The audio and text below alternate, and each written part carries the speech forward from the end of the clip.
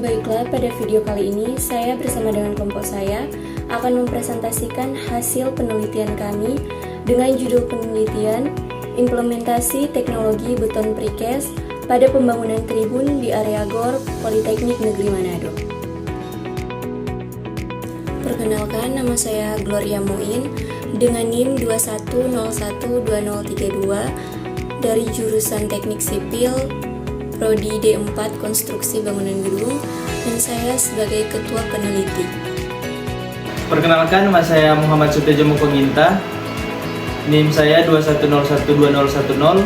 Saya dari jurusan Teknik Sipil Prodi D4 Konstruksi Bangunan Gedung. Dan di sini saya sebagai drafter.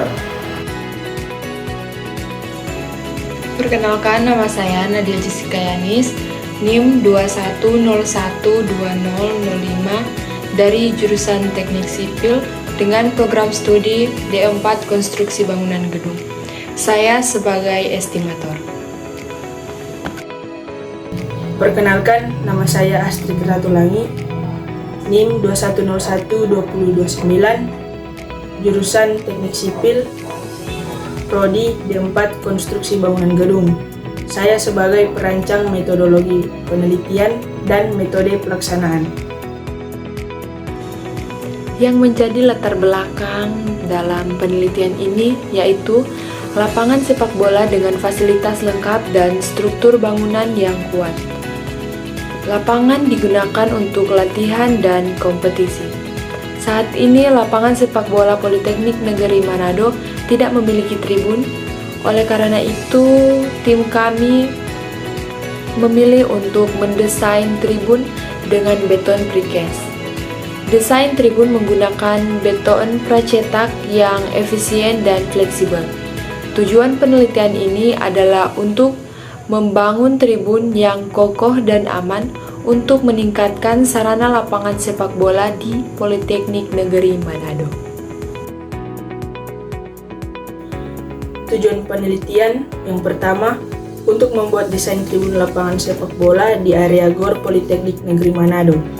Yang kedua, untuk merancang metode pelaksanaan yang akan diimplementasikan dalam proses pengerjaan.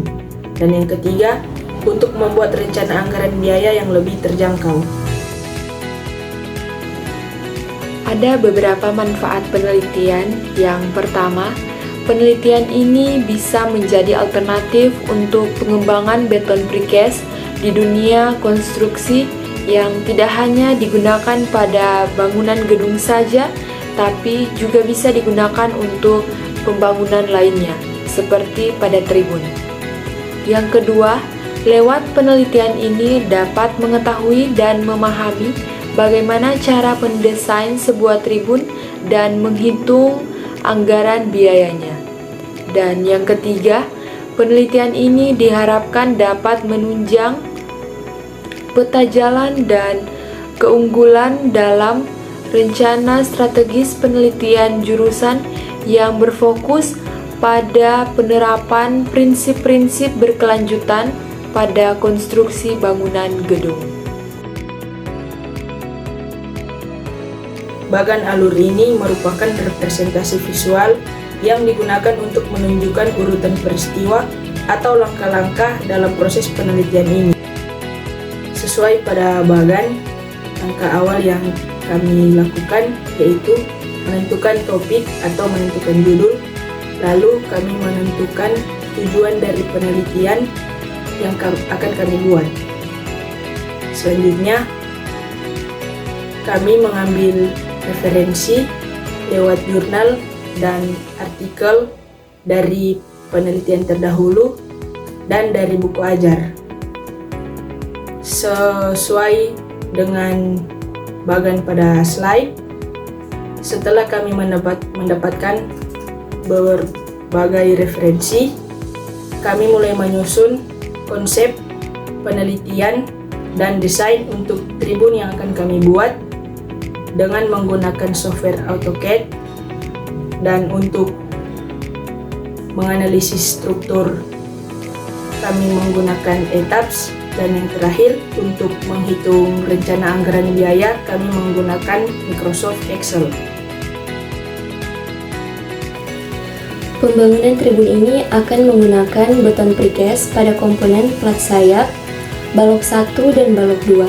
Sedangkan untuk pondasi telapak dan kolom direncanakan pembangunan menggunakan beton konvensional. Untuk tribun 1 didapat kebutuhan komponen precast plat sayap yaitu 120 buah, balok 1 12 buah dan balok 2 13 buah.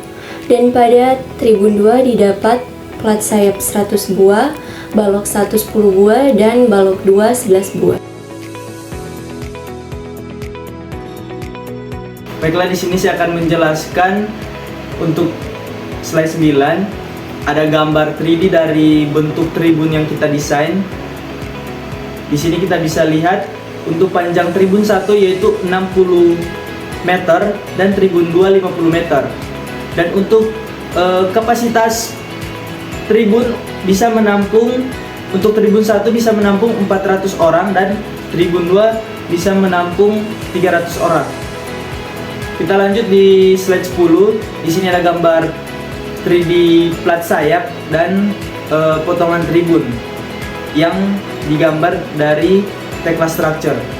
Untuk plat sayap sendiri itu berdimensi ketebalan 150 mm dan lebar 1500 mm dan untuk panjangnya yaitu 5000 mm.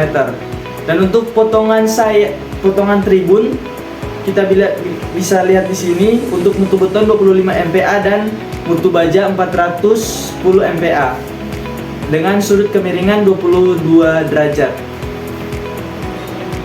Kemudian kita lanjut, di sini ada penulangan panel precast.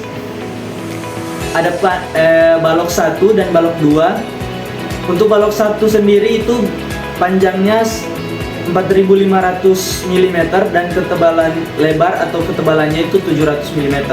Dan untuk balok 2 atau tumpuan itu lebar tumpuan itu sendiri yaitu 500 mm dan kemudian untuk ketebalannya tiap step by step atau tiap tingkatan dari tumpuan tersebut yaitu 600 mm dan panjangnya berkisar 8000 mm. Nah, kita bisa lihat di sini untuk slide yang terakhir atau slide nomor 12 untuk penulangan panel precast. Di sini menunjukkan detail dari plat sayap itu sendiri. Plat sayap yang dengan panjang 5000 mm dan ketebalannya 150 mm. Dan untuk penggambarannya menggunakan Tekla Structure. Dalam metode pelaksanaan perencanaan pembangunan tribun ini, yang pertama, tahapan persiapan pekerjaan yang dilakukan adalah pembersihan lapangan, pemasangan boplank, dan pemasangan papan nama proyek. Yang kedua, dilakukan pekerjaan pondasi. Yang ketiga, pemasangan slope. Yang keempat, pemasangan struktur kolom. Dan yang kelima, pemasangan precast tribun.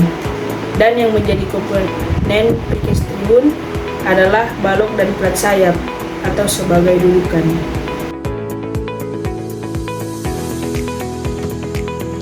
Berikut ini adalah hasil perhitungan RAB pekerjaan rencana pembuatan tribun. Precast yang digunakan ini kami memilih untuk custom karena pada pabrik pembuatan beton precast ukuran yang sesuai dengan yang kami rancang itu tidak ada. Jadi perhitungan pada RAB pada perencanaan tribun ini menggunakan beton precast yang sudah sesuai dengan AHSP yang ada di SNI 7832. Dan untuk pembangunan kolom dan pondasi kami menggunakan beton konvensional dan perhitungannya diambil dari AHSP Sulawesi Utara. Jadi untuk rekapitulasi perkiraan biaya pembangunan tribun ini sebesar Rp657.547.546,23. Kesimpulan yang didapat adalah Desain tribun yang telah tergambar meliputi denah, tampak depan, tampak belakang, potongan, dan detail penulangan. Rancangan anggaran biaya pembangunan tribun yang dihasilkan yaitu 659 juta sekian seperti yang tertera pada layar.